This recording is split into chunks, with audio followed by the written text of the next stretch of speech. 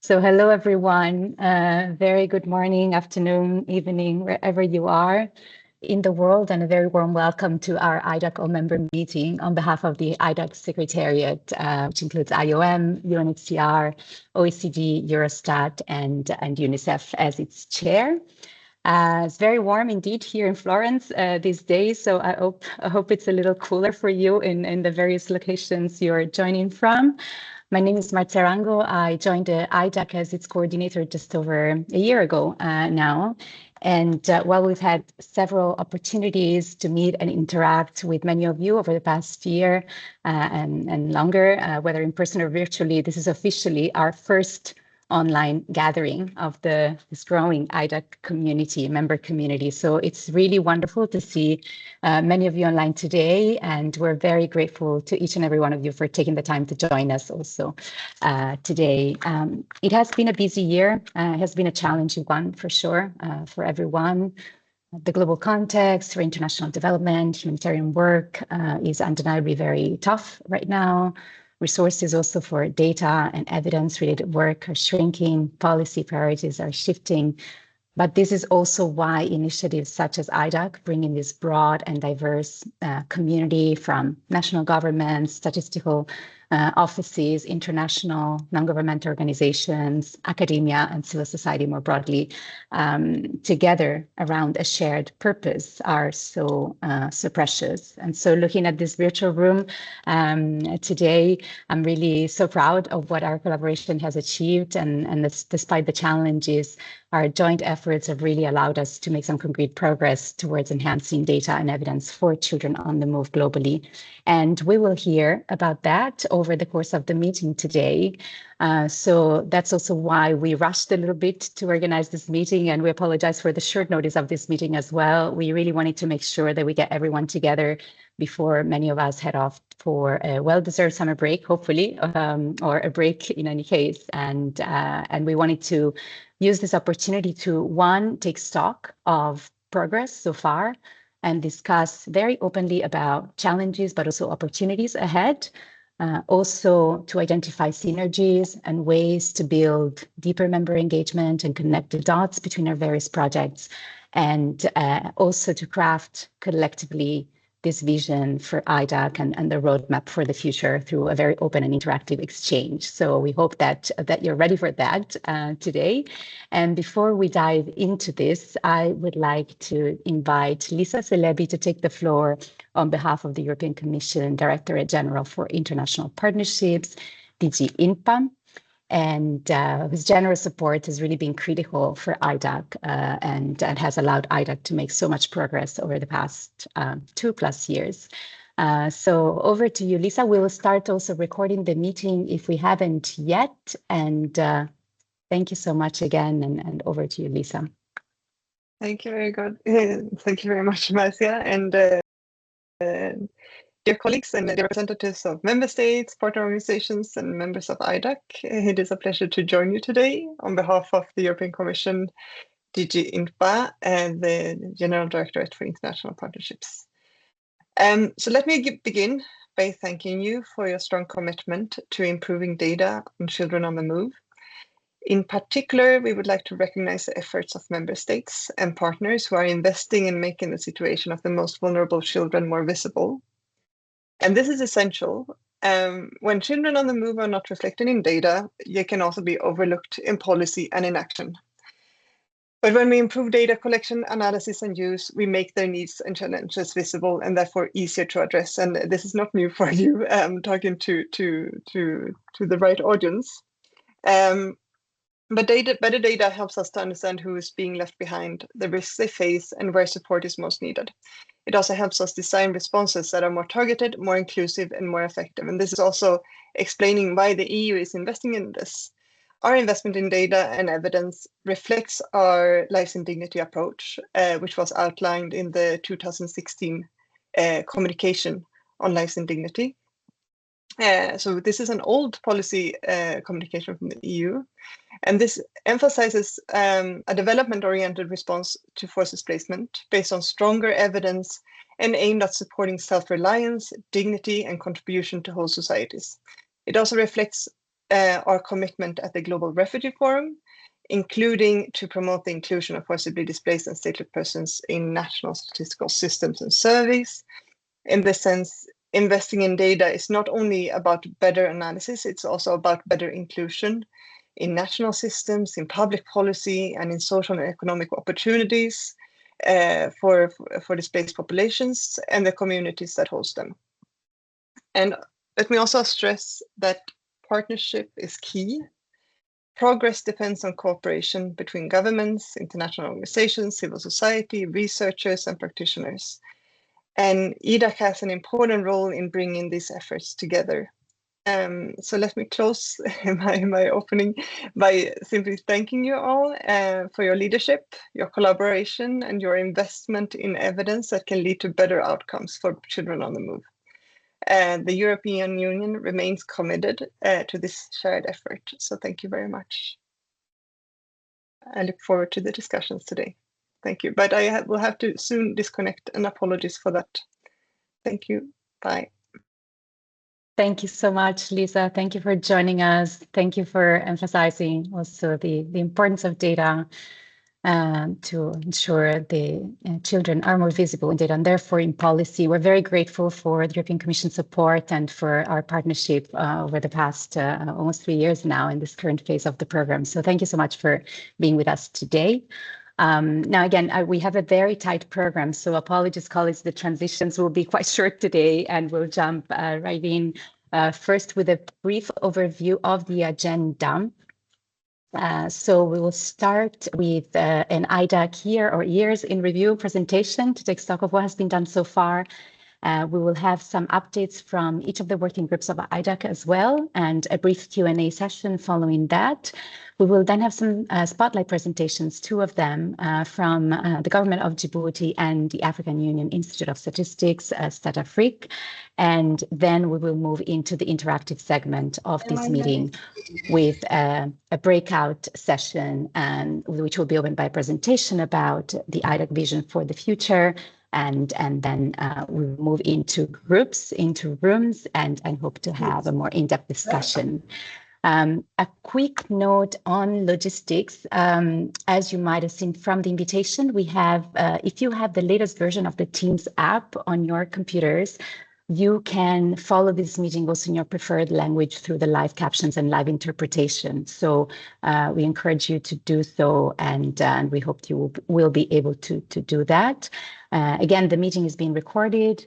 We will share the recording, the slides, and also a summary note with everyone afterwards. Yes, you'll have all this content, even if you didn't, for people who didn't accept or respond to this invitation. And we would like to post about this meeting on social media. So please let us know in case you have any objections or issues with photos and screenshots being taken during the meeting.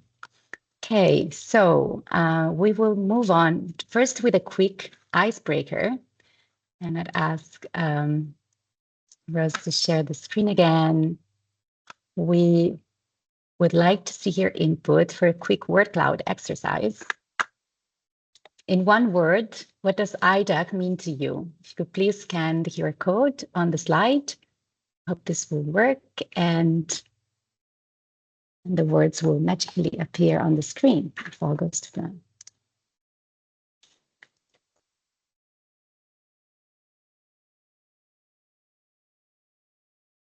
Great, that is the first one. Collaboration, support.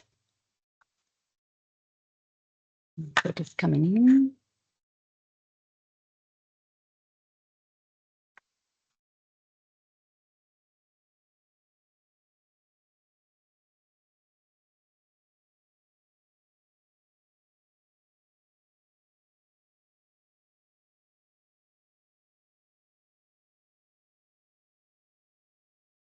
Just waiting for a few more to come in, but collaboration, strategic partnership element, visibility for children on the move, protection, inclusion,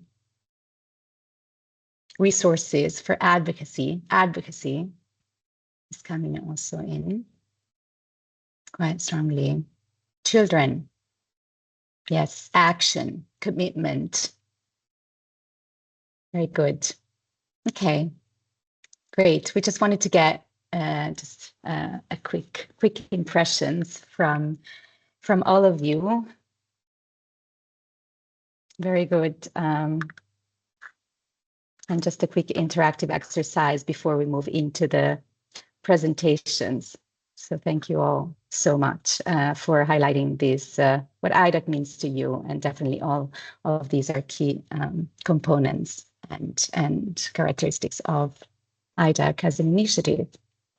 Thank you. Okay, so I suggest we move on with the year in review presentation in which several members of the IDAC Secretariat will take the floor. So first of all, I would like to invite Hyunju Park from UNHCR to take the floor and tell us about Pillar 1 of IDAC and what has been achieved and what next. So over to you, Hyunju. I cannot see you on the screen, but I hope you're there. Very good. Thank you, Marcia. Can you hear me? Yes, okay, very great. well, thank you. Yeah, my laptop decided to be slow at the beginning of the meeting, but it's great, at least you can hear me. Well, I can see myself from the video. Hope it works for everyone here too.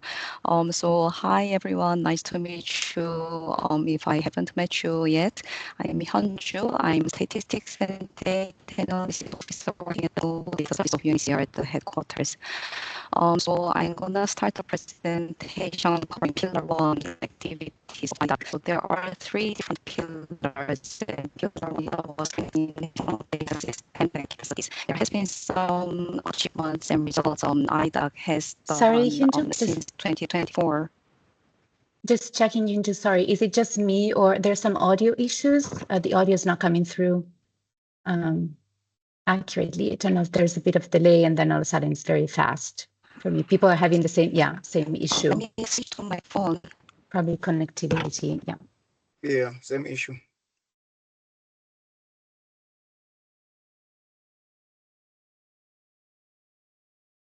This is always bound to happen, no matter where we are in the world.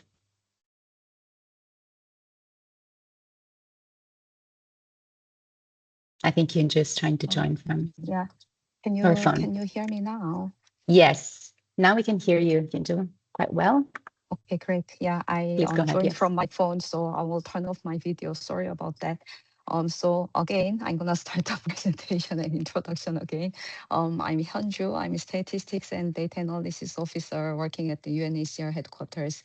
So I'm gonna cover Pillar 1 of this presentation. There are 3 different pillars, and Pillar 1 is strengthening national data systems and capacities. There has been some achievements since 2024. One of the most notable achievements from IDAC is the child-specific indicator guidance, and that is available on the website, of course. And it has been also great guidance for UNHCR to have as a reference to produce some child-specific indicators for forcibly displaced children. There is another also guidance about the communicating statistics of migrant and forcibly displaced people. A collaboration with the Compass at University of Oxford. So all the resources are available on the website, so please find them. And there has been a lot of capacity buildings and the knowledge sharing. So a lot of feedback has been very positive about that. And there were webinars having many participants, and they also provided positive feedback. And for specific case studies also have done, led by UNHCR, UNICEF, and IOM respectively in Indonesia, Kenya, and Nigeria. And for UNHCR, we work very closely with the National Statistical Office in Indonesia, BPS. And there has been also regional technical workshops, and 2 have been done, one in Panama last year in November, and one in Nairobi this year in May. And other 3 more regional workshops are planned in Tunis and Bangkok and SADC region in Southern Africa. Next slide, please. So this slide is all about the regional workshops. It has been a heavy lifting from the IDAC Secretariat team at UNICEF. Sorry, could you mute yourself? or could someone, yeah, okay, now it sounds fine. So for the regional workshops, it has been designed to have a lot of deep engagement from the regions, from the partners and the governments. And also it's based on the members' feedback. Instead of having a big annual meeting of having all members, it was designed to have a lot of engagements from the countries and partners, and also reflecting the regional contexts more in the sharing experiences. So it has been good opportunities to implement IDAC's technical tools and also sharing experiences among all the participants there, and assess their needs in the area of this data of children on the move to guide IDAC's future work and priorities. And the team received a lot of positive feedbacks from these regional workshops, which have done in both in Panama and Bangkok. The participants mentioned that their knowledge have been improved in this area, focusing on children, and also the workshop have been very useful with peer exchanges as the workshop series has intended. And these workshops, those two already done, highlighted the needs for additional practical tools for implementation and trainings and implementation support. So that's it for Pillar 1. Over back to you, Marcia. Thank you so much, Yinju. And in fact, I think we have several participants from the regional workshop in this meeting. So I would love to hear also any questions or comments or perspectives from their side in the Q&A session. And talking about questions, in case there are any questions, colleagues, please feel free to use the chat. We'll take them during the Q&A segment later on, or of course, you're welcome to raise your hand afterwards and come in. But yeah, please feel free to also add here in the chat. So over to next to Cécile Toho from OECD for Pillar 2. Thank you, Marcia. Yes, so I will cover Pillar 2, but before that, I would like to mention that I'm really happy to see Lisa back with us, and many colleagues around, not the table, around the screen. So back to Pillar 2, which is about promoting and establishing collaboration and innovation in particular. This will be covered extensively by later on today by Working Group 4, so I will be brief. This working group launched a webinar series, Innovative Technologies for Children on the Move, webinar series, exploring areas such as geospatial tools for measuring climate displacement of children, and AI-enabled tools for addressing demographic data gaps. We will hear more from IDAC Working Group 4 colleagues later, who will also present the compendium on innovative approaches. Here are, nevertheless, on this screen, you can see some other key projects under this innovation pillar. In particular, and what I was more involved into is the datathon that was the outcome of which were presented at last year IFMS event, International Forum on Migration Statistics, which is a joint OECD, IOM, UN design initiative. So the datathon was done jointly by OECD and UNHCR. We made it to promote talented young analysts and researchers, and the two winning teams were able to present their project. We encouraged partnership, multidimensional analysis, and we had, if you remember, last year, very interesting projects around education and health issues. So this is in a nutshell, and again, we'll come back more in detail with our colleague involved in Working Group 4.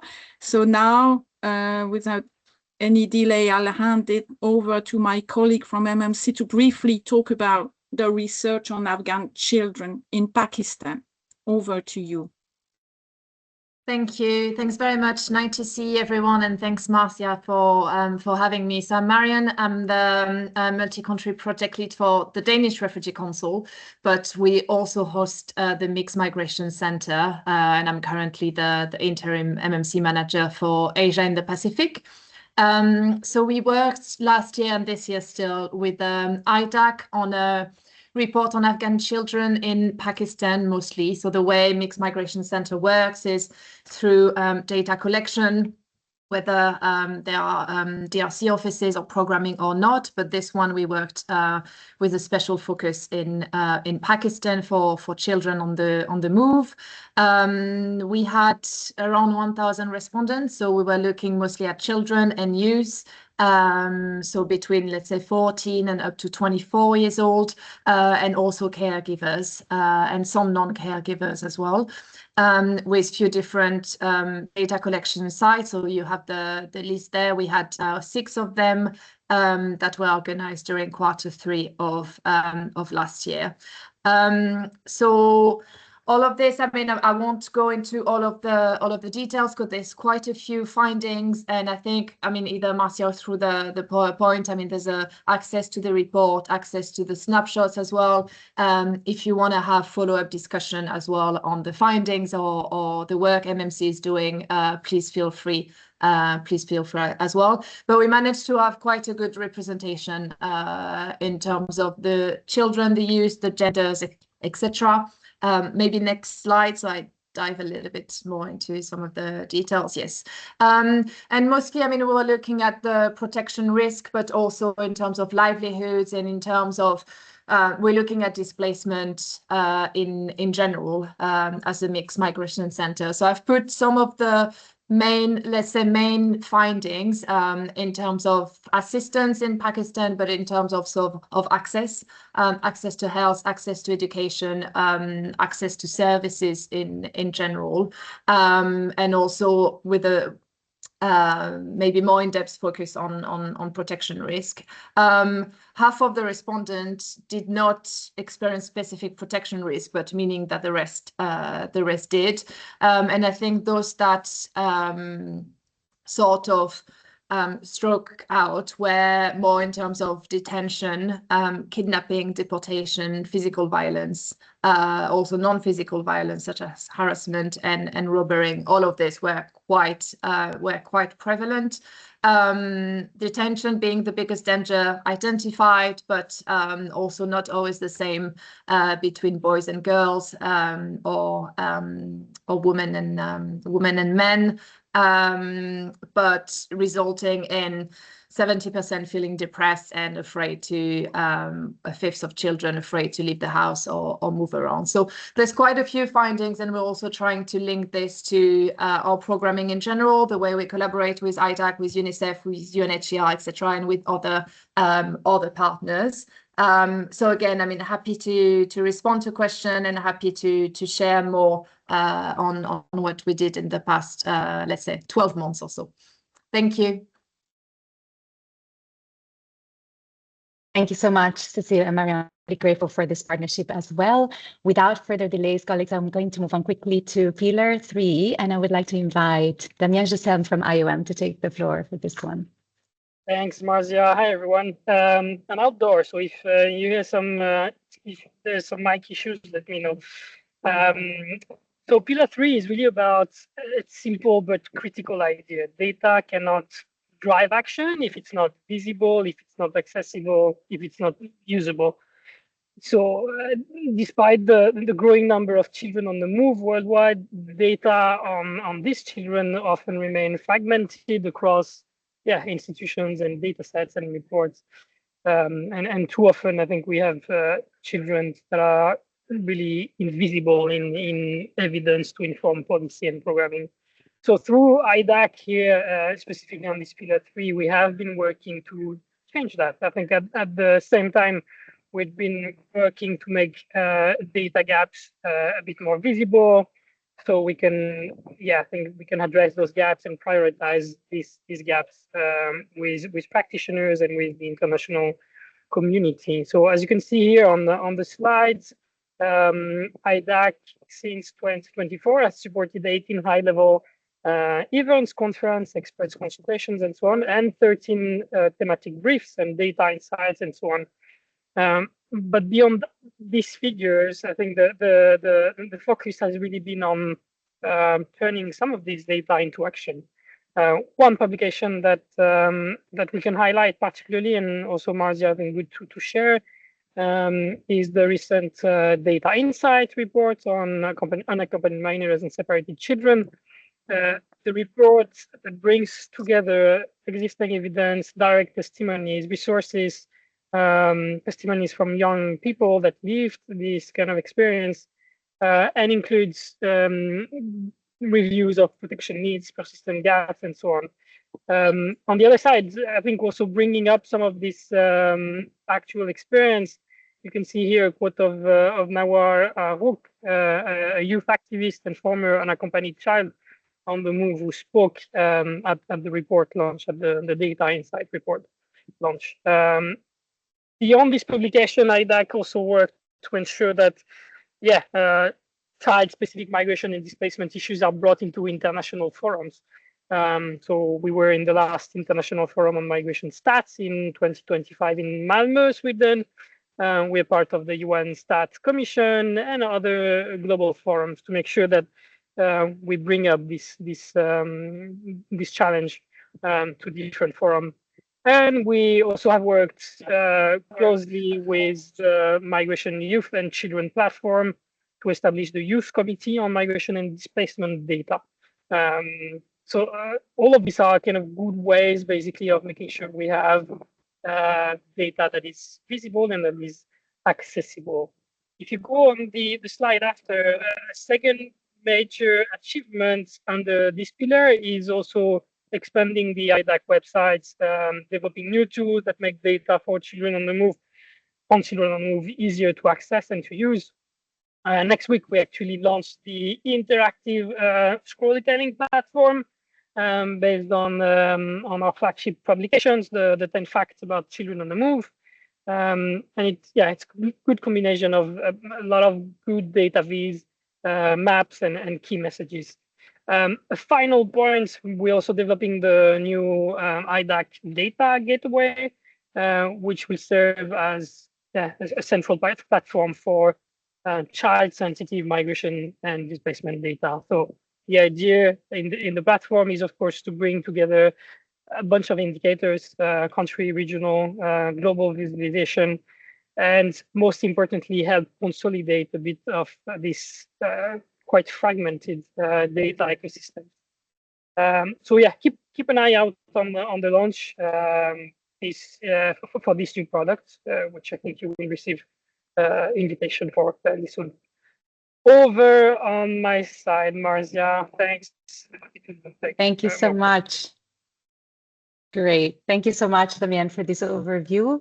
And I'll move on quickly because we're already running behind schedule over to Piotr Yukno from Eurostat to talk a little bit about the results of a recent IDAC All Member survey, which we hope you have responded to, but otherwise there will be opportunities to do so. So over to you, Piotr. Thank you. Hello, everyone. I promise to be very quick on that one. So timely, actually, in the preparation of this annual meeting in April and May, this members and partners survey was carried out by the IDAC Secretariat. And the aim was to assess the members' engagement on one side, also taking stock of the progress and trying also to identify how IDAC can actually better support the members and partners. And you can see here two main outcomes of that. So identification of the areas of progress that we can already see, observe, and on the other side, you will see the existing limitations, barriers that our members and partners are able to report and that they are able to identify. As Martia was saying, actually the survey was run in April, May, but you are very welcome to contribute to that. On the bottom right, you will see the link in the slide where you can just contribute to that. Coming to the areas of progress, I think there are basically two main areas. So almost all, 95% of the respondents were saying that there is an improvement of technical knowledge related to the children on the move, which is, I think, a very good outcome of the work of IDAC so far. Plus, also almost 90% were saying that they reported improved institutional capacity to produce sex and age disaggregated data. This is also very welcome, especially that this is not that easy to achieve, and this is as simple statistical work is not enough to increase the capacity, as you see. But I think on the previous presentation slides, you were also seeing how many initiatives there are now globally to work on that.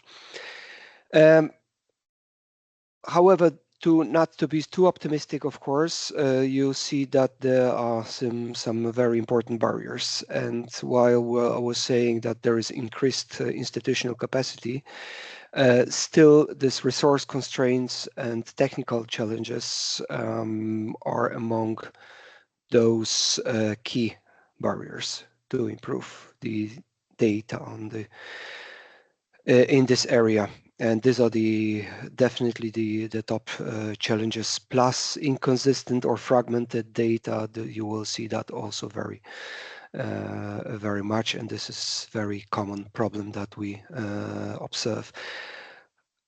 Other problems are not unique only to this initiative. I think they are generally related to the statistical work. So we statisticians, at least colleagues here working with statistics, are very much aware. So I'm sure that the IDAC in the coming years will be even more helping out to limit, let's say, the barriers existing here. Finally, we also asked about the types of tools and resources most relevant to the work of respondents. The highest level of interest came in the area of technical implementation of the IDAC indicators. The area of interest that is also has emerged in the regional workshops. I think with that we can move on. Thank you for running this survey. Indeed, I see now that this is actually very important input to our work. Back to you, Marty. Thank you so much, Piotr, for this overview. And colleagues, the link to the survey is in the chat. So if you haven't filled it out, we really welcome your inputs. Please take some time to do so. And now, just quickly, I'm really, as Damian mentioned earlier, really foundational to this work and a cross-cutting pillar of IDAC's work is our close collaboration with the youth representatives from the Migration, Youth and Children platform in particular. And so I'm very pleased to hand over to Yashiba Sanil from MYCP, from the Secretariat, for some brief remarks about our ongoing partnership as well and key achievements. So over to you, Yashiba. Thank you so much, Marcia. Hi, everyone. I'm the Policy and Operations Manager at Migration, Youth and Children platform, and I support the Youth Committee on Migration, Displacement and Data. It's a really pleasure to be here. For those of you who might not be very familiar with what the Youth Committee on Migration and Displacement Data does, we essentially bring together young people from different regions and different lived experiences to strengthen child and youth sensitive approaches to migration and displacement data. So through research, through policy engagement, knowledge sharing, we work to bring together youth perspectives into conversations and help ensure that children and young people are not only just represented in migration data, but are also leading the discussions that matter the most on issues to us. And the past few months have been a really exciting period for ICMDD with the International Migration Review Forum being in New York, being one of our key engagement spaces. So the IMRF gave us an opportunity to contribute across a wide range of spaces, from plenary interventions, thematic roundtables, to side events and bilateral discussions with member states, UN agencies and civil society partners. And across these engagements, we highlighted the importance of child and youth sensitive data, particularly in discussions to access to services, protection, participation, and the implementation of the GCM. One of the highlights was our contribution to the Center for Migration, Gender and Justice's side event on data innovation for inclusive migration governance. And our contribution specifically focused on participatory data and how it can strengthen migration governance. Our committee member, Ambi, spoke about how data innovation is not simply about producing better data sets or more indicators, but it's important to make sure that research is about recognizing children and young people as rights holders, as knowledge producers, and as stakeholders in systems that govern their lives. We explored how participatory data should involve young people in defining what is measured, identifying implementation gaps, and also strengthening accountability mechanisms. One message from that discussion that has stayed with us is that participation is not an add-on to data systems, it's part of the evidence infrastructure itself. And those conversations continued beyond IMRF at the recent IDAC Regional Workshop in Nairobi, which we already mentioned. YCMDD also had the opportunity to participate and reflect on how youth participation can be embedded across the data cycle. And it was also really a valuable opportunity for us to connect with partners across the region and continue strengthening collaboration within the IDAC community as well. And alongside these engagements, we've also been focused on building YCMDD's research portfolio. So our major output this year was a scoping review on the Global Compact for safe, orderly, and regular migration through the lens of the Convention on the Rights of Child. And we looked across 23 objectives of the compact. One finding that stood out consistently was that children and young people are recognized throughout the GCM, but that recognition is not too often translated into meaningful participation, operational safeguards, and implementation. And this month, we will also be launching our newest publication, which will be on migrant domestic work in Swana and Asia Pacific, which provides a child and youth sensitive analysis of protection gaps. So rather than just focusing on migrant domestic workers themselves, the report will examine the wider impacts of migration systems on young migrants, including children left behind, children born to migrant domestic workers, and children engaging in domestic labor. It also identifies important gaps in existing evidence and puts forward recommendations to strengthen age and gender sensitive data and improve protection systems. Additionally, one of our flagship outputs include a child and youth sensitive migration and displacement data toolkit. And this toolkit will be a practical resource that will support organizations, researchers, and policymakers to engage children and young people ethically and meaningfully in migration research, data collection, and policy making. And we plan to collate existing sources while adding interactive and creative materials to develop a guide that will support individuals and organizations to engage with young people ethically. And this will be led by the committee as young people ourselves. So the aim is to strengthen participatory right-based approaches so that young people are recognized as respondents. And also, we will be launching Crossroads, which will be our migration and mobility reading circle.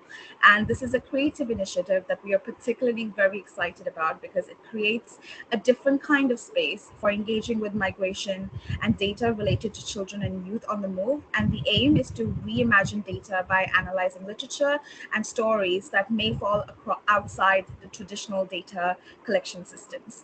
So each month, we'll create an open space for all researchers, practitioners, young people to discuss either an open access essay, memoir, or piece of literature exploring migration and mobility, and whether the conversation is about climate displacement, labor migration, borders, belonging, or identity. Crossroads is really built on the idea that stories and lived experiences add important depth to the evidence and data that we collect day to day, which creates opportunities to have richer and more creative conversations in the migration space.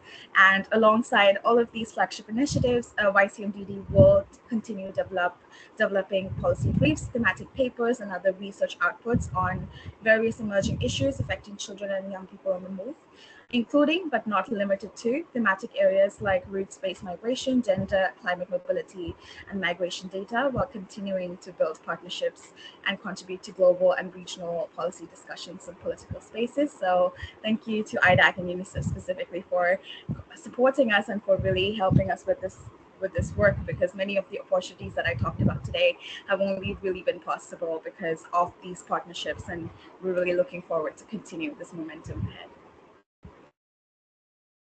Fantastic, and thank you, Yashiv, and many thanks to MYCP for all the energy that you're bringing into this work, and that you brought also to the MRF, which make really quite some progress on the child-specific principle of the GCM.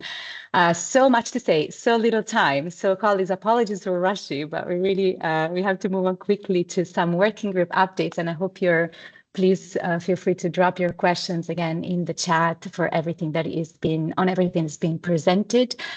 So for IDAC working groups, we'll start with working group 1 and 2.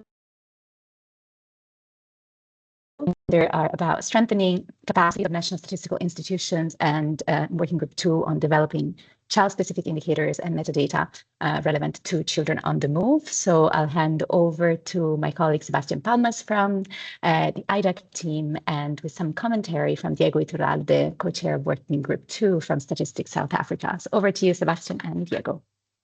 Hi everyone. Yeah, I'll be brief here. So we had a successful publication of the indicator guidelines last year. I'm happy to say that it seems that these have been, widely distributed, and people know about them. It has been used for the GCM indicators, and now it seems that it will be mentioned in the Secretary General's report on international migration and development for the 81st session of the General Assembly.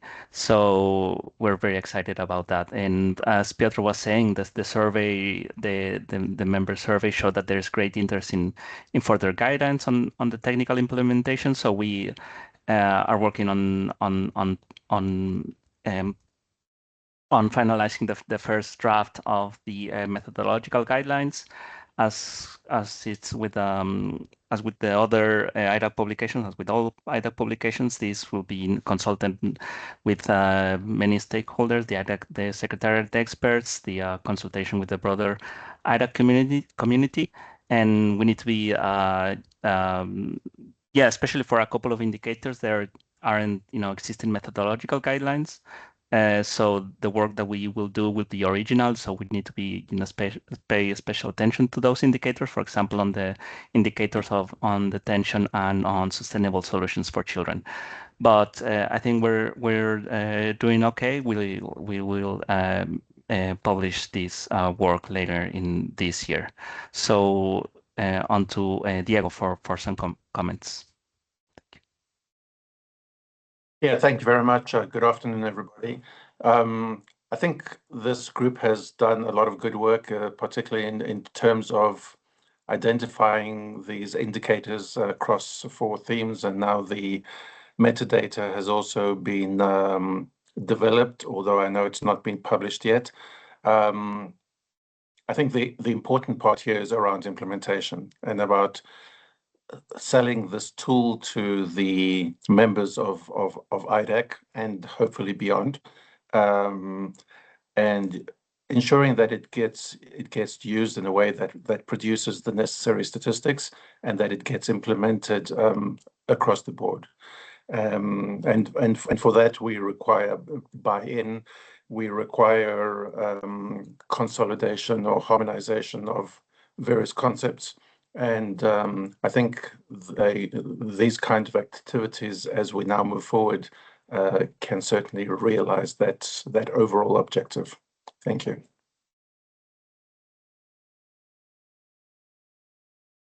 Sorry, I got stuck. Thank you so much, Sebastian Diego, for this very quick overview of the work of Working Group 1 and 2. Next up, I'll move quickly to Working Group 3, which is about improving data availability on internally displaced children. And here's my pleasure to invite Guillaume Bocard from Impact Initiatives and Ivana Ashmanova from IDMC, co-chairs of the working group, to provide some recent updates. So over to Guillaume first and then Ivana. Yes, thank you very much. Thank you, everyone. Hi, I will explain a bit of the work I've been doing with IDAC, especially over the past year, in 2025. We've been working together to develop some guidance on data collection and analysis on children on the move. And we've been using the example of one key project of Impact Initiative, which is the multi-sectoral need assessment, which we have been implementing in several countries. And the goal of this guidance is like to better understand some of the indicators which have been implementing, to understand like to what extent has been used, some of the feedback, lesson learned, but also like to draft some practical recommendation on how to collect and analyze such data to support programming, but also advocacy action related to children on the move. And the main goal was like on one side to develop recommendation for people who are implementing research project and data collection, but also like a specific actor working with children on the move and on child protection as well. And quickly, like some of the strengths that we've been observing in the use of some like indicator related to like children on the move, was like on one side, like having this like large scale multi-sectoral assessment. Oh, I guess we have, yeah, people speaking. Yeah, perfect. I guess like having this large scale assessment can help to fill some information gap, especially when we integrate specific module on like individual level need on the children's side, especially on health, nutrition, and education as well, which can also provide like a strong level of like statistical representativity and like some data granularity, which can be useful for like advocacy and programming purpose. It can also help to understand intersectoral vulnerability when we cross-check with like different demographic variable. And of course, like doing this like annual multi-sectoral need assessment can help to like support planning, prioritization, and to monitor trend over time. Of course, there's also like space for improvement, so we can make sure we always have to make sure that we apply like do no harm approach when we assess like very sensitive topic relating to children on the move, and we have to make sure that we have a clear definition with partner regarding children on the move, displacement, and we have to be very clear about the scope of this assessment, which can change context by context, and about the methodological limitation. On the other time, of course, like, I mean, this is one way to collect data, and there's some like clear gap which are existing. For example, this is usually asked at the household level, and we are usually missing the perspective of the children. It can be difficult sometimes in some context to collect anthropometric data, and there are some like specific subgroup of children, especially like unaccompanied and separate children, which were often missing as well. So while this data collection approach is really useful in many aspects, there are some need in a way to have complementary approach. And in the report and the guidance, we have been also like sharing some key recommendation on how to improve data collection for children on the move, and especially for each step of the research cycle, from research design, data collection, analysis, and advocacy, which I'm sure can be useful not only for people doing multi-sectoral need assessment, but for any partner who are planning to do research like about children on the move. And I'm more than happy to share the link to the guidance, the comment in the chat after, and do not hesitate to reach out if you have any question or comment. Thank you very much. Thank you. And I guess I can just go. Hi, everyone. Yes, yeah, my name is Ivana. I'm from IDMC, and it's very nice to see you all. Just very quick, but I think exciting update on the internal displacement data and data on children is that at IDMC, we spent the last 2 years revising all our historical records going back to 2008 until today. So that we have more reliable estimates, and together with this review, we are also revising the method which we are using to disaggregate all this data per sex and age. So by October this year, we'll be done with this work, and then we'll be able to provide much more precise estimate of how many children are in our global headcount of internally displaced people, and we'll be able to implement this in all the coming years and all the coming reports. Thank you very much. Thank you so much, Guillaume and Ivana, for this review of progress made despite all the challenges in Working Group 3 over the past year. And now, last but not least, we have Working Group 4 on innovation, innovative methods and solutions for child-specific migration and displacement data. So I'm pleased to hand over to Kyriaki Kalimeri from UNICEF and the Frontier Data Network team, co-chair of the group, for some updates. Over to you, Kyriaki. Thank you so much, Marcia. So yes, I am Kyriaki Kalimeri. I am in the team of the Frontier Data Network in the Office of AI in UNICEF, and we are leading this working group together with Save the Children. So the biggest deliverables that we had in this working group were to prepare a compendium on innovative data sources and technologies that can be used for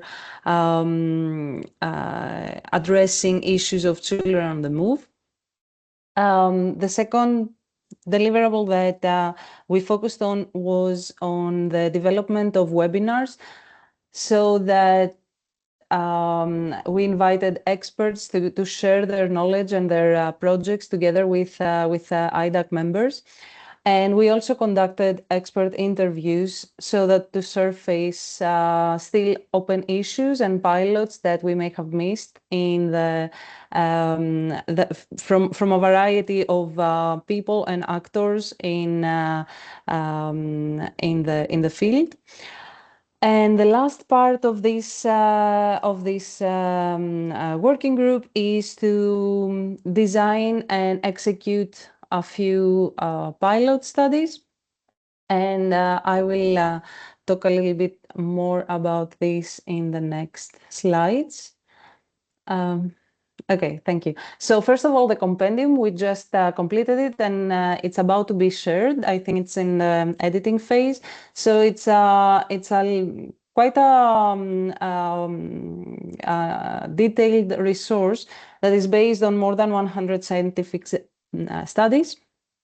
And it's meant to be useful in different kinds of stakeholders. So it's not just a huge document, but there is a guideline for every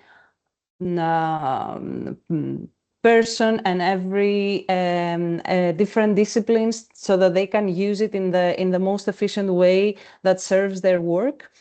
The key point of this compendium is that children are most commonly not present in the digital data. They are not directly observed, and so it's really important to keep this in mind when we develop methodologies and when we use this type of data in our work. So if you can move on to the next slide. Thank you. So the series of webinars that we have organized are exactly designed with this idea of bridging people on the ground with academic collaborators and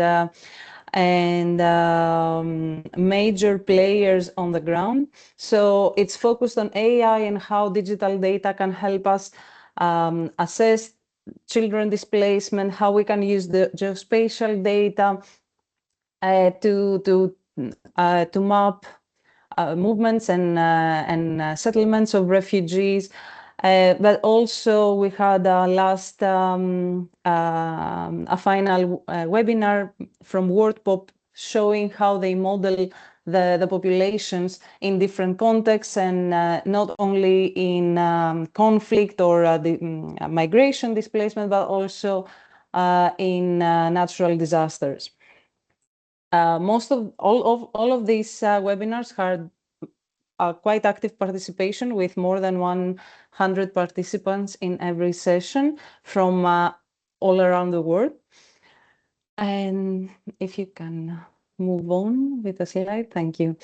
So these webinars paved the way to pass from what is technologically possible and what is methodologically possible with what are the issues that are still open in an operational in an operational setting. So we talked to, instead of starting from our own hypotheses, we conducted interviews with people from both inside IDAC and also people that were recommended to us by the IDAC members.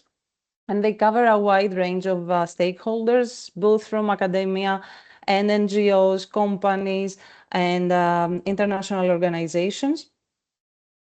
And through these interviews, we tried to map and inform what our pilots should be tackling. What are the main issues that are the most important ones to tackle, and also how can we move forward in the next steps of IDAC. If you can change the slide, thank you. So exactly, the most important findings that came up are, of course, the data sharing issue. So, alignment and integration, interagency, exchange of data, a focus on where and when are the children, and not just on counting them. Another issue that came up is the role of NLP, natural language processing, in understanding unstructured communications from people on the ground. And we do have very powerful tools now to tackle issues like low resource languages and huge amount of textual information being generated. Also, the fact that what makes us different is bringing people together and not replicating efforts and projects that are already out there. And this is one of the biggest contributions of IDAC to the children on the move. And the final point was that it's important to take examples that actually work and have impact, and try to learn from these examples of the past, right? Both in good and bad examples. And several of these are already part of the compendium that you will be receiving in the following days. If you can move forward.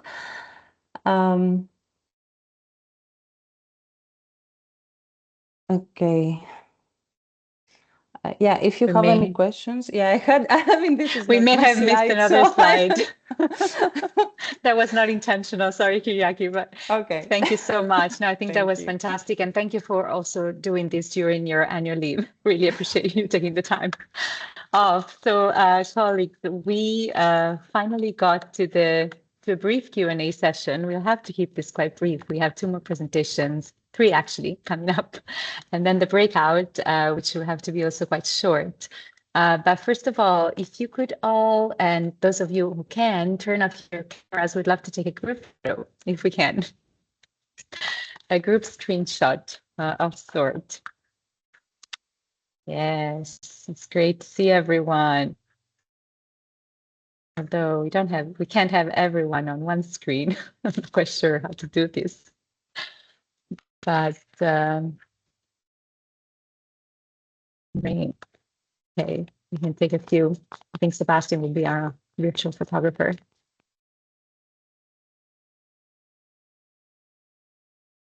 Okay, just 1 more minute.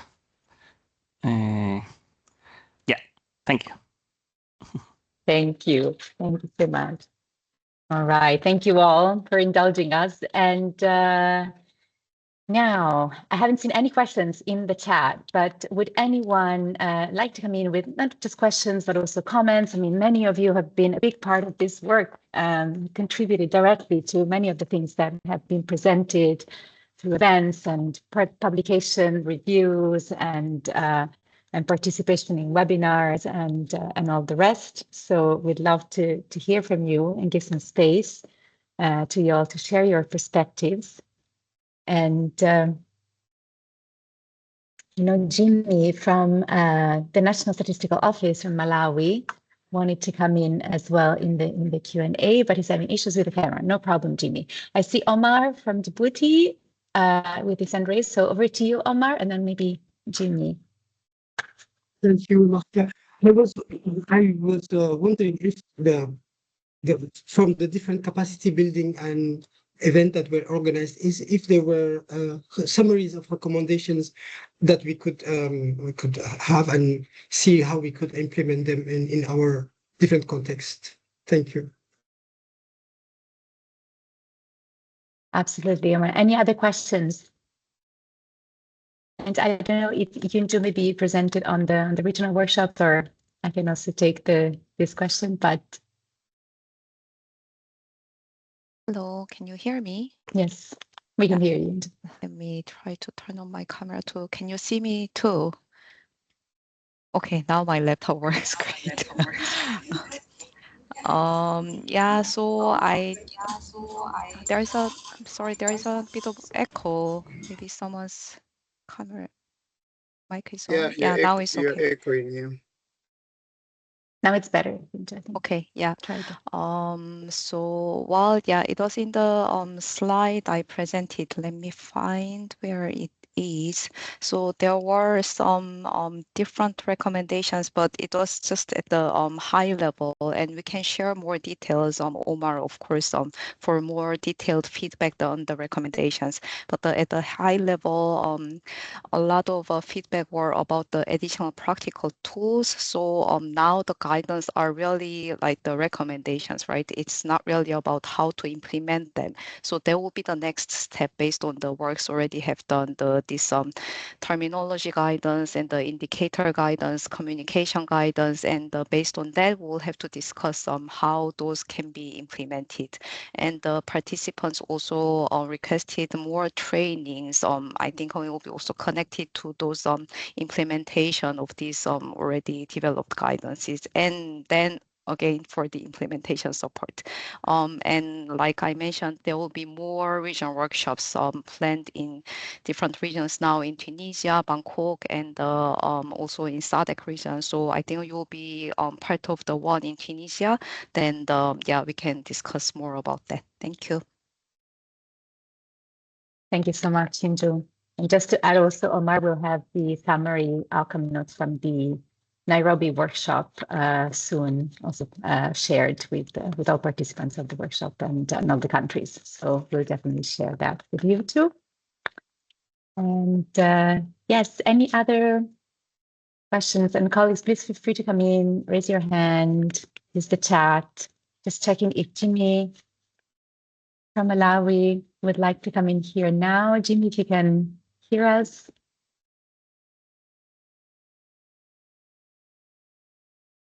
Yes, I can hear you. Please, Jimmy, not to put you on the spot, but I know you wanted to come in here. Yes.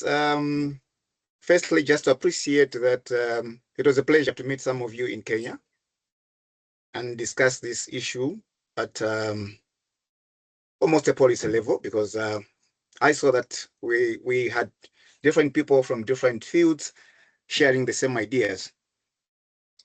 I would like just to give a brief overview of what we're doing in Malawi.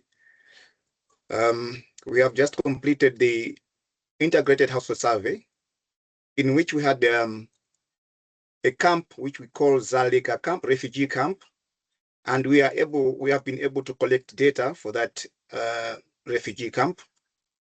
I can share it with the team at some point, even the report itself. I'm happy to say that we are making strides, but suffice to say that there are a bit of challenges along the way. For example, stakeholder collaborations. Some institutions are just doing these activities on their own without involving the National Statistical Office. And most of the times, this data is not declared as official.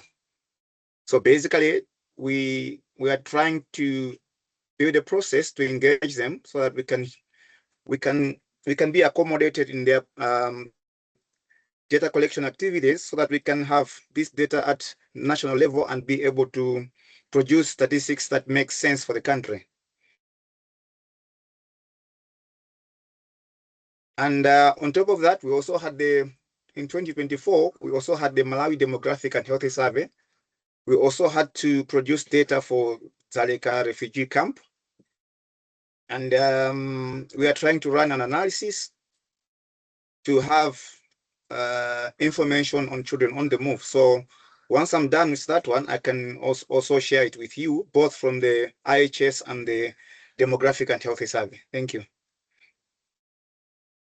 That sounds fantastic. Thank you so much, Jimmy. It was such a pleasure to meet you in Nairobi recently, and thanks again for your very active engagement throughout the 3-day workshop that we had. And it would be great if you could share those resources definitely for us. At some point, we'd love to have some space in the revamped IDAC website to also feature all of these national practices and give more prominence to them in terms of improving data on children on the move at the national level. So yes, we'd love to have access to those documents, of course. And thank you for your contribution. Thank you very much. I will share that as soon as we finish the meeting. Thank you, Jimmy. Much appreciated. Okay. Colleagues, anyone else?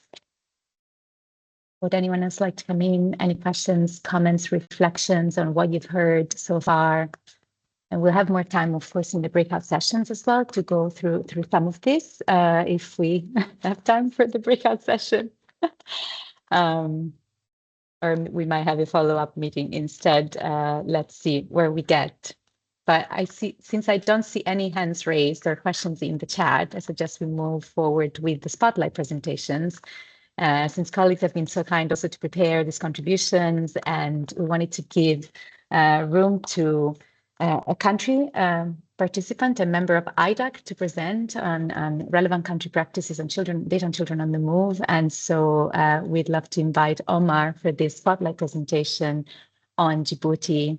And thank you, Omar, for being with us and for being such an active IDAC member as well, an IDAC champion. So over to you for the presentation. Thank you, Marcia, and good to see you, everyone. And it's a pleasure to see so many familiar faces, friends, and colleagues, and etc., etc. So, when Marcia proposed us to present, thinking about the time, and I didn't prepare a presentation, but I was thinking maybe I will just give you a brief overview of where we are at since our last all members meeting in Rabat. So since that important meeting, we have progressed in the analysis of our population and housing survey, annual census in Djibouti, and the production of the thematic reports. And in the last year, 2 years, we have been, and INSTAT has been working on the living standard measurement survey, household living survey, and the mixed survey that was conducted earlier this year and was finalized. But on the policy level, and this year, 2026, we finalized our new national development plan. And in that document, that important document for the next 5 years, a lot of the results from the census analysis were incorporated, indicate the data, the statistics, and of course that makes us all very happy. And in addition to that, we also finalized around the same time the new national program for human capital, for the development of human capital. And in that particular document, a lot of the children on the move specific indicators were incorporated, because we have, since 2017, a national policy of inclusion.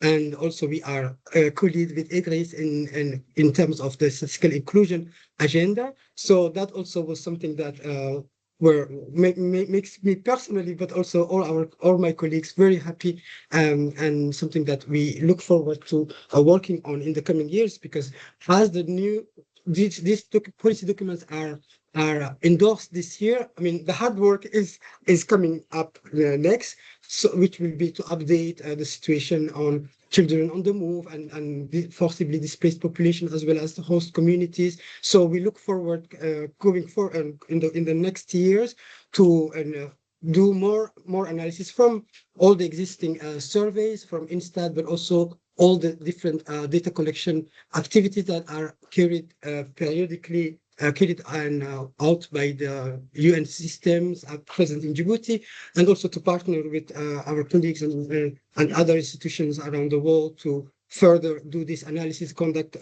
operational studies and research to document on the situation of children on the move, and more broadly the population, the forcibly displaced population. So that's the brief update I had on my side. I'm happy to provide any further updates on this, and if you have any question, of course, I am here and listening. Merci. Merci beaucoup, Omar. Thank you so much for this brief overview. There's so much work behind this, and Yeah, it's just very encouraging to see also how the IDAC guidance and this collaboration can truly help and make some concrete progress, right, in terms of enhancing statistics on children on the move in Djibouti and across different countries. So thank you for sharing that. I would now, unless there are any burning questions for Omar, I would like to invite our colleague from the African Union Institute of Statistics, Gildas Nzingola Cretin, to take the floor. Gildas, if you're still with us, I hope so. Yes, I'm still with you. Perfect, fantastic. I prepared something. I don't know if I will be allowed to share. I know it's just 5 minutes. I just focus on if you allow me. Okay. Perfect, we can see your slides. Okay, yes. Okay, fine. I'm not going to present all the slides because we have just 5 minutes. Let's just focus quickly briefing. If you can see under what guide the African Institute for Statistics in the African Charter on Statistics, the Charter and the Agenda 2063. And the SHASA guide the production regarding to how it could support member states, all type of data, including the data on migration and displacement, which also include also data on children on the move. But just let me to focus. I think under this STATAFRIC, we have the one who deal on this portfolio of the Population and Social Statistics Division. Let me just save the time on this one and focus. This is just the mission of STATAFRIC. I'm just gonna end. When I was saying the document on SHASA, what we are reviewing now, so that will move to the SHASA 3. It focuses on 4 main pillars. We have a production, high quality statistic, the harmonization, which is on this one, you work also on with IDAC. I think you have a great meeting recently in Nairobi. The production and harmonization. We have also the promotion, use of those statistics for decision and capacity building. And this one what's come out, one of the issues came out for the meeting we have is to work with IDAC, I think, on e-learning module, some e-learning module on this one, capacity building and harmonization and production. Why harmonization? Because just let me step on this one. You work on the guideline, because I have also the guideline. How could you harmonize? Because when we discuss also the IDAC, we have also what came up, because as you are developing a questionnaire to collect data on migration, and when after that meeting, we just realized the questionnaire was not breakdown. Also, one of the questions came from that one. And you are reviewing and you are planning to review, because at that time we already send it to member state collecting data. We plan on it to review on this one, to break it down. So that when you get information, you get also information on children. On this one is aggregate, is not possible on this part. Let me go back on this one. And what we are doing, that's it, just summarize the work we are doing. That's why I want to first go straight to this point, because just have 5 minutes. And the working group, as a STATAFRIC, we have 18 working group working with our partner. If you can see, I highlight the working group 8. It's not by order, the number was just given randomly, just to at least to identify us quickly. On this working group, you have out of 18 of them, I'll just focus what is our main topic on this one, children on vote. You have migration. Migration, when it was developed on that one, this is SHASA 2, it's a sub-module, a sub-SDG of these SDGs. And given now the weight, consider migration, in the revision of SHASA 2, now we are moving to SHASA 3 because we have to develop.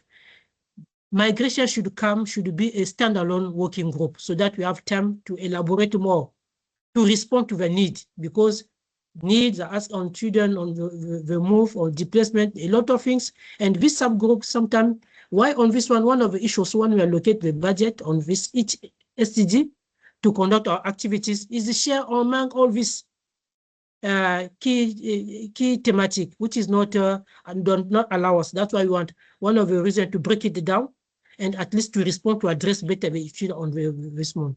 And this one also we are reviewing. I also put, if you can see on this one, for the next one, when you have a SHASA 3, if you can see on the last two columns, we have the secretariat, because under this one, we have a secretariat and some partner. Because all 18 groups are not led only by STATAFRIC. As leading with other partners, mostly we have AGB and UNECA. And you want to see at the partner here, we don't have IDAC, but on the next phase, when we develop on the Shasa tree, we get IDAC on this one of the partner.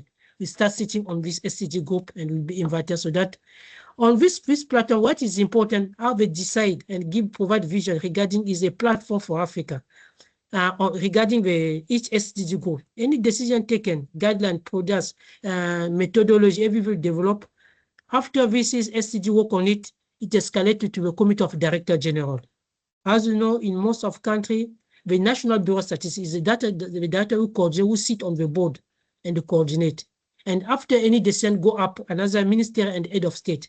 That is how we work, the working group on this one. And this is already talk on this one. And as I say, we are revising the Shasa, I was saying, the revision we are doing on this work, and this one was already proposed. This is just a summary. Last time we had a meeting on the revision of Shasa 3, or Shasa 2, so that we can gather all input for the design of Shasa 3. That's what we are doing on this one, the work we are doing, especially on migration. And it will become a big four to follow for us. And in addition on this one, I think for what you are doing also with Kutsie, IDAC, I think you are planning I think you have most welcome. Your invitation was extended to you.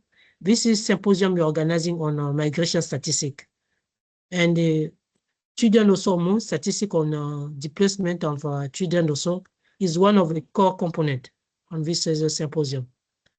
I think if you have to go back, and for regarding the training module also, we work also on STATAFRIC. There is another institution also with like a partner as a twin. You call it PanStat, specialized only on training, capacity building. And this issue was already raised.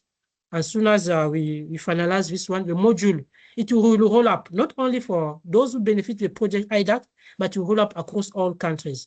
That is because this institution, STATAFRIC and this SDG and the strengthening capacity training of trainer will be done.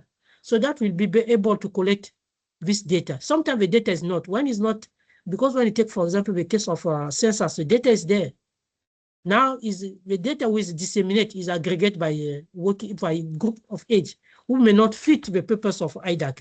And if people are trained, they will be able not only to provide this data, also to provide it on a regular basis. Because as you can know, between 2 to 5 years, we have information, but because sometimes between 2 years, you have to make estimation. They don't know which method to use to estimate this one. And training mode developed will help us. At least this is sustainable for us because it will help member states to acquire skills. With this training will be there, continual training on daily basis. Make the entry point after they have their own resources, they roll up it is part of the training, and you can keep training member states, and this data could be available and inform also policies. That's what I want to say in those 5 minutes. I don't know if you have exceeded.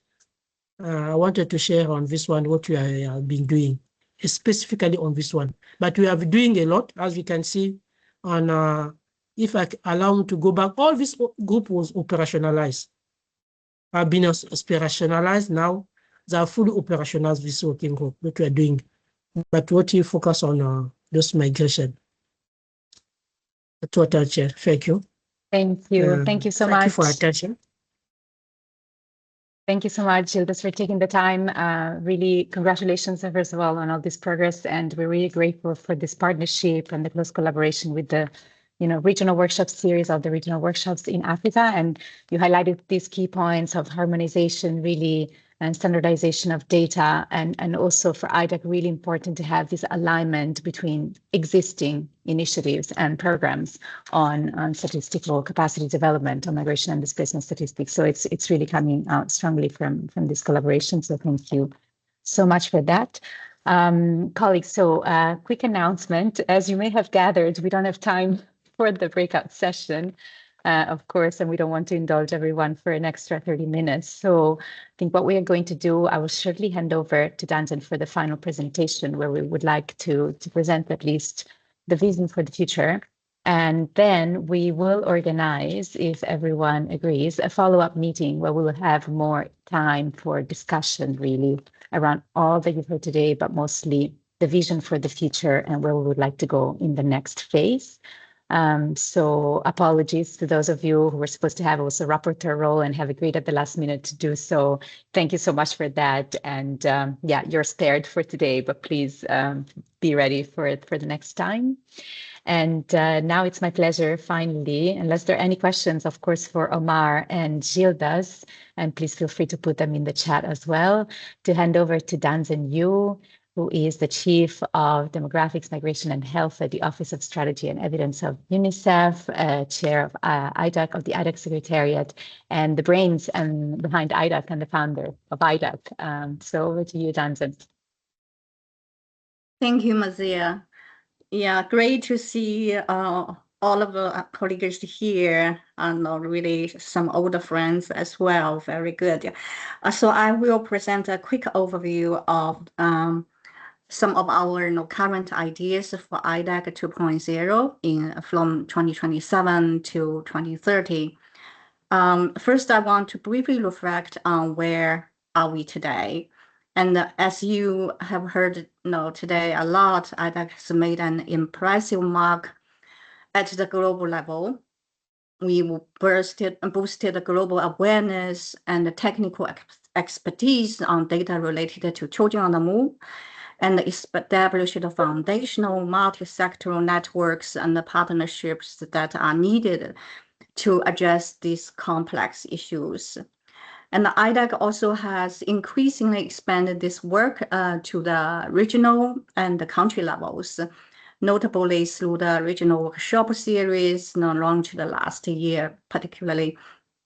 This has proven to be a very useful tool for fostering deeper engagement with countries and building communities of practice and guiding more strategic, demand-driven technical work. However, the challenges are immense. We have seen that in many countries, deeper data and capacity gaps persist in an increasingly resource-constrained landscape. And at a time when multiple overlapping global crises have escalated, compounded by global funding cuts, IDAC's mission remains more critical than ever when it comes to upholding our commitment to millions of the most vulnerable children. Next slide. So looking ahead at the next phase, the IDAC Secretariat would like to propose moving more toward implementation and action, building on the critical guidelines, tools, networks, and the partnerships we've developed globally. This includes more demand and country-driven support, with focused investments across all stages of the data lifecycle, building on country initiatives and ideas, tools, and other existing tools and initiatives. This includes also the national data system, the capacity strengthening, and the innovation pilots, etc. Through the regional workshops and other channels, we have already received requests from some countries in these relevant areas. And the second one is regional implementation.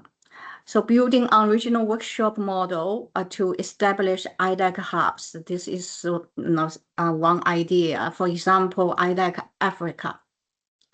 In the recent workshop in Nairobi, countries highlighted greater demands for technical support. And we are currently exploring opportunities with key regional entities, organizations, including STATAFRIC and IGAD. And also welcome any insights from you on this. Today we won't have the breakout sessions, but we will follow up with a meeting And if you have any insights, also can share before the follow-up meeting. One other area which is critical is to build stronger links between evidence, child-specific needs, and policy and programmatic priorities through IDAC's multi-stakeholder cross-sectoral approach. So we have done a lot to bring data and evidence together. What we need to do more is to ensure data is used for action by linking them to policy and the program. And the last but not the least is innovation. Given the nature of population mobility, sensitivity issues, and ethical consideration, it is very challenging to collect data for children on the move. So innovation is critical to fill gaps in collecting, analyzing, and using data. And the working group 4 had great work progress in the relevant areas. And the next phase includes the expansion of pilot applications of novel data sources and methods. And of course, we will work with our partners and continue connecting expertise across sectors and building on existing initiatives to achieve a great impact. Next slide. For IDAC 2.0, we propose to focus on 3 core work streams. And this is just some preliminary thinking, and we welcome any insights or feedback on this. The first one is data system capacity strengthening. This for the current partnership with EU, we also have that, but we will move toward more implementation at the country level. So before we were developing guideline documents, tools, etc. So the implementation now is key, as you all heard it today from the feedback from regional workshops, etc. And then some of the colleagues' comments as well. Yeah. And the second one is innovation to fill child-specific data gaps by leveraging novel data sources and technologies responsibility. Similarly, the implementation is a key, piloting, implementation, etc. That's the next stage. And then data for policy change to end the invisibility of marginalized children in data and policy. We have raised global awareness and really promoted the data advocacy, etc. So now the next phase is really use the data we have to link them to policy and programs, and then make a great impact. So that's also about how we fill gaps with the policymakers and to achieve some real impact on the ground. Of course, we will still continue to work on producing guidelines if there's a need or gap.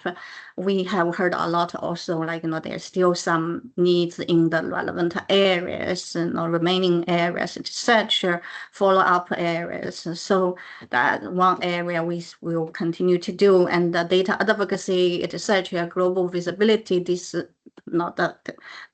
kind of work will continue, but the priorities will be shifted.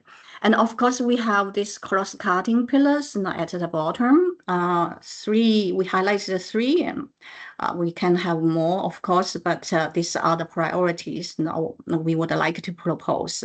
The first one is cross-sectoral partnerships and collaboration, which is very critical. And the second is data responsibility and ethics.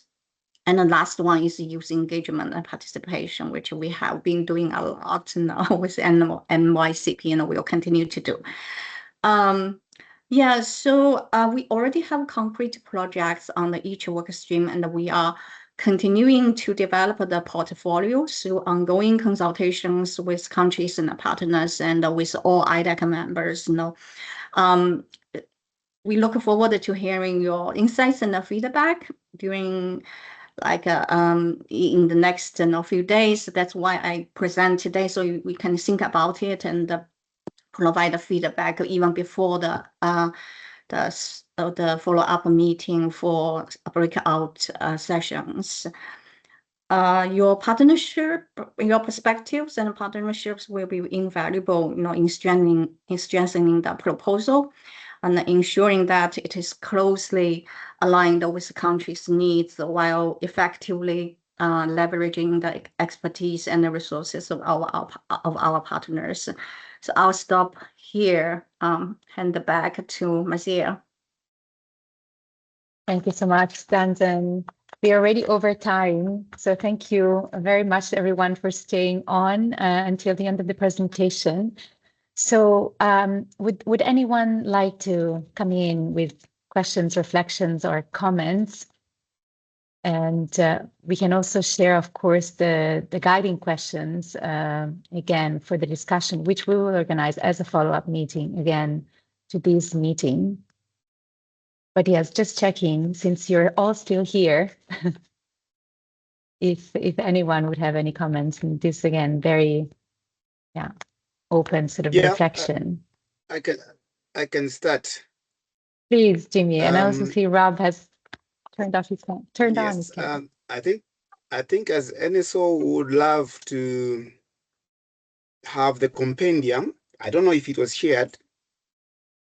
Because we would want to start the process of harmonizing how the institutions are collecting data. So definitely there will be need for concepts and definitions and of course methodologies that can be used across producers. And again, we would like to facilitate data sharing and coordination among stakeholders on this topic, as well as contributing technical expertise to other institutions that they can be able to collect data based on the concepts that can be shared. We also would like to try to integrate issues of migration, displacement, child mobility indicators into our household service to be routinely collecting this type of data. Because basically, we want to have at least rich information coming from various stakeholders so that when we are able to share with you national data, it should be realistic. Thank you very much. Thanks very much, Jimmy. And absolutely, we're happy to, we will share the compendium. The compendium will be published fairly soon. It's in editing and design phase, so it will be publicly available. For now, it's the version that Kyriaki presented during the Nairobi workshop, and you should have access to sort of the final version, but not yet publicly available. But we will keep everyone posted, of course, about the publication. And then happy to follow up on the integration, of course, on indicators of children on the move across different data sources in Malawi as a follow-up to the workshop as well, and perhaps thinking about some more country-level work and ways to perhaps mobilize some resources towards that. Thank you very much. Thank you.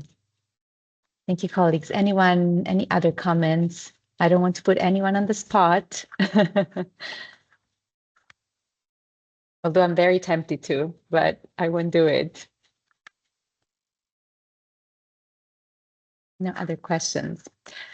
Otherwise, thank you. I would like to really thank you all very much again for taking the time for today's meeting and apologizing for having cut the program short, but we'll definitely follow up with another probably now after the summer break. We would also like to inform everyone that we will organize another in-person IDAC All Member Meeting or conference. This will probably take place early next year, or towards the end of this year, early next year, and we will inform you as soon as possible, as soon as we have the dates and location set in collaboration, of course, in coordination with the Secretariat members and with the donor as well. So please keep an eye out for that, and we hope to see you all in person very soon for the IDAC conference. For now, unless, again, there are any I know sometimes it takes time, but unless there are any other comments or reflections at this stage, I think we'll close this meeting and follow up with the recording, a note, and the slides, of course, from today. Welcome any feedback you may have also after this meeting. We can organize, of course, bilateral conversations. And yes, Gilda. Yes, please, just for the IDAC conference, if you could, the invitation could be out early to help us. Because as we work for the quarterly plan, if we get it late, it will be difficult to accommodate it. Yes. Thank you, Gilda. We'll try to, nail this down as soon. Say sponsor, just send out an invitation. Yes. Very good. Of the conference. Thank you so much. Yes. Thank you, and look forward to our joint session on data and children on the move in Cameroon next week. Mazia, before you close, thank you very much for the opportunity to contribute towards the newsletter. Thank you, Jimmy, for accepting. Yeah. Again, it's all thanks to your work in Malawi. So we're very happy to feature that in the next issue of the newsletter. Thank you so much. Welcome. Thank you. Thank you all. A big thanks to all our presenters, the IDAC Secretariat, the IDAC core team. Special thanks to Rose for all the work and preparation of this meeting. And and thank you all for taking the time again. Look forward to a next online meeting follow-up, and then again to seeing you all in person across various events that we have planned in the remaining period for the stage of the IDAC work. So thank you all, and have a lovely summer, if it's summertime, or a lovely few weeks ahead. Thank you so much. See you soon. Thank you all. Thank you. Bye-bye. Thank you. Bye-bye.